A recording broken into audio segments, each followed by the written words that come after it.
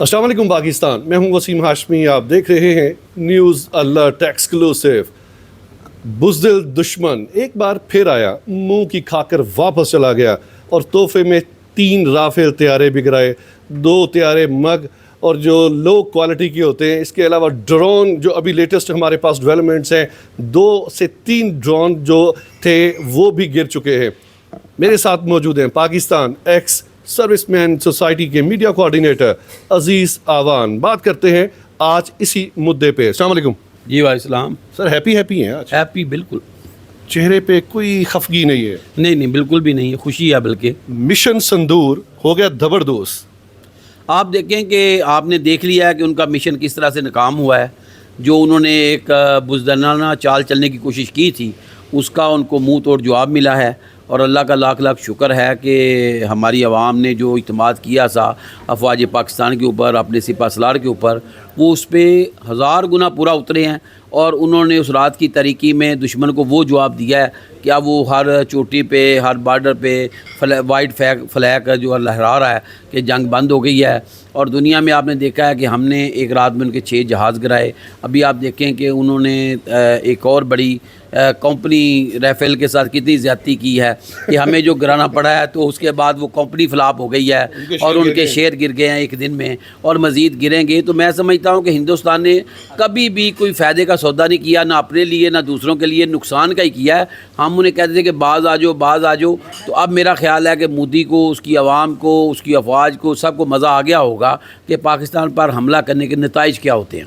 $9 billion Rafale मुकम्मल तौर पर हो गया फेल। पाकिस्तानी शाहीनों ने रात को उड़ान जो भरी है, इस बार तो वो कहते थे ना इंडिया वाले कि हम घुस के मारेंगे। अल्हम्दुलिल्लाह हमने उनको घुस के मारा है। बिल्कुल, मैं कहता हूँ ये उनकी तो सिर्फ बातें थी ना कि हम घुस के मारेंगे। और उन्होंने रात की तारीकी में एक चालाकी कर ली कि जब एक बंदा सोया हुआ हो तो आप उसके ऊपर एक पत्थर फेंक के तो भागने की कोशिश करें। तो लेकिन जब आप पकड़े जाएं, फिर जो आपकी दुर्गत हो उसका अंदाज़ा तो फिर दुनिया ही लगा सकती है ना। तो आपने जो रात की तारीकी में हमारे मासूम शहरियों पर, हमारी ख़वातीन पर या हमारी मजाज पर हमला करने की कोशिश की, अस्पतालों पे हमला करने की कोशिश की, और आबादी जो शहरी आबादी थी उसको निशाना बनाने की कोशिश की, वो भी आपकी नाकाम हुई। और उसके बाद आपने अपने तैयारे भी करवाए, और उसके बाद अब आप माफ़िया भी मांग रहे हैं, आप फ्लैग भी लहरा रहे हैं। और आपको समझ आ गई है कि इस मुल्क में अफवाज पाकिस्तान, हमारी एयर फोर्स, हमारी नेवी, हमारे सिपा सलार कितने मजबूत हैं, हमारे इंटेलिजेंस के अदारे कितने मजबूत हैं। आपको विदन आधे घंटे के अंदर अंदर ऐसा जवाब मिला कि आपके 6 तैयारे भी हमने गिराए, आपको भगा भी दिया, और आप इतने खौफजदा हो गए हैं कि अब आप सरहदों पे खड़े होकर फ्लैग ला रहे हैं, मिन्नतें कर रहे हैं कि कोई जंग नहीं है, जंग बंदी हो गई है। मैं समझता हूँ दुनिया को समझ जाना चाहिए कि जो दहशत गर्दी है वो हिंदुस्तान खुद करवाता है, खुद उसका फिर बाद में मदई बन जाता है और उसका फ़ायदा उठाने की कोशिश करता है। इसका चेहरा बेनकाब हो चुका है। इसने हमारे बलूचिस्तान में बहुत ज़्यादा दहशत गर्दी कराने की कोशिश की, और ये अब भी कोशिश कर रहा है कि मैं छोटी छोटी जगह पे मासूम शहरियों के लिए मुल्क के अंदर दहशत गर्दी का प्लान बनाऊं। तो लिहाजा हम उसमें भी इसको इंशाअल्लाह ताला नाकाम बनाएंगे। हमने इसमें भी इसको नाकाम बनाया, और आने वाले दिनों में भी हमारा खुला चैलेंज है कि अगर उसने को मज़ीद को मज़ा लेना है तो उसके लिए वो मज़ा देने के लिए भी हम तैयार हैं। 236 अक़वाम मुत्तहिदा के ममालिक मेंबर जो हैं, आप समझते हैं कि दुनिया का सबसे कम ज़र्फ़ मुल्क वो होता है जो बच्चों और औरतों पे हाथ उठाए, उनको निशाना बनाए। तो ये तो आए थे सिर्फ उनके साथ। हमारी अफवाज ने तो मेरे ख्याल में इनको बताया कि ये जो टारगेट हैं, यहाँ पे उन्होंने अटैक किया, और बताया है कि दिफा के साथ अटैक करना भी हम जानते हैं। और अभी जो नेशनल कमेटी का इजलास है, उसके बाद आपकी क्या ख्यालात हैं, क्या तख्लीकी नज़र है कि क्या फ़ैसला होगा? देखिए, पहली बात तो ये है कि बतौर मुसलमान, बतौर पाकिस्तानी, हमारा ये ईमान है कि चाहे वो किसी भी मज़हब से हो, किसी भी मुल्क के लोग हों, शहरी हों, हम उनको उनके ऊपर निशाना नहीं बनाना चाहते। हम उनकी ख़वातीन को निशाना नहीं बनाना चाहते। हम उनके मरीज़ों को, हम उनकी इबादत गाहों को, हॉस्पिटलों को निशाना नहीं बनाना चाहते। ये अखलाकी कदरें हैं जो कि हिंदुस्तान सीख भी नहीं सकता, जो कि हमारे अंदर मौजूद हैं।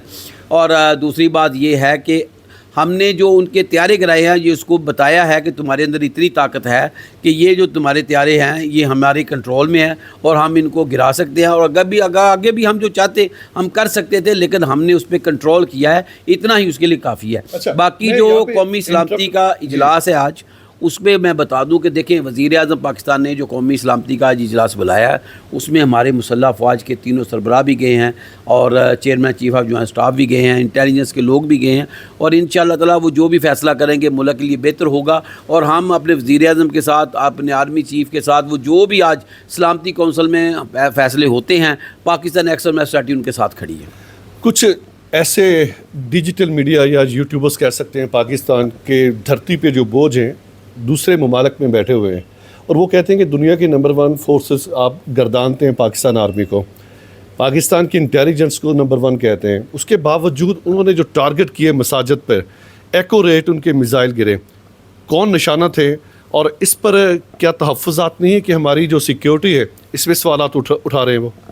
نہیں, میں سمجھتا ہوں کہ دیکھیں کچھ لوگوں کی تو عادت ہے کہ انہوں نے پراپوگنڈا ہی کرنا ہے, اور کچھ لوگوں کی عادت ہے وہ ہمارے اندر بھی موجود ہیں.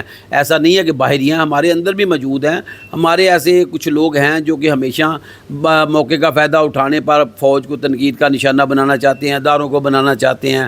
اس کے بعد جو ہے وہ کیا اس کو کہتے ہیں, ہمارے اور بڑے اس طرح کے لوگ ہیں جو کہ اس پہ تنقید کرتے ہیں. میں سمجھتا ہوں کہ پوری دنیا کے سامنے یہ باتیں ہیں کہ ہم نے ان کے 6 طیارے گرائے, پوری دنیا کے سامنے ہے کہ ہم نے ان کے حملے ناکام بنائے, پوری دنیا جانتی ہے کہ ہم نے ان کو بھگایا, پوری دنیا جانتی ہے کہ وہ معافیا مانگ رہے ہیں, وائٹ فلیگ جو ہے وہ ہر جگہ پہ لہرا رہے ہیں.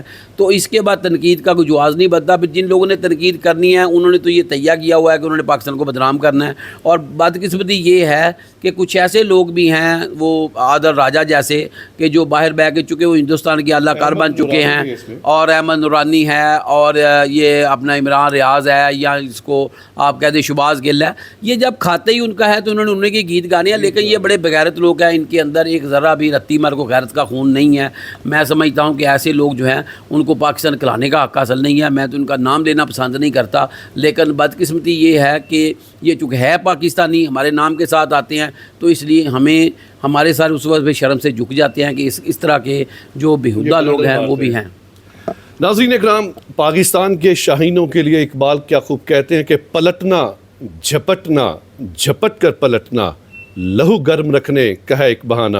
دیکھتے رہیے نیوز الرٹ.